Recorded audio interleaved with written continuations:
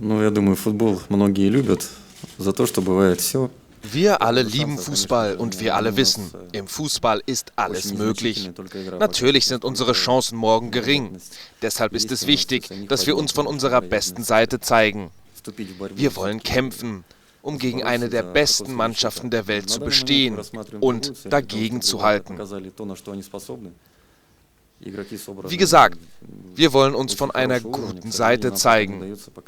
Wir werden hart arbeiten, nach vorne spielen und es ist einfach wichtig für uns, dass wir guten Fußball zeigen. Доказать то, что на данный момент и у нас есть хорошая команда, и мы можем играть с одной из самых лучших команд Европы. Я думаю, нет, это спортивное все-таки. Ich möchte heute nur über Sport reden. Was uns eigentlich interessiert, ist der Sport. Klar ist die Situation nicht einfach für uns.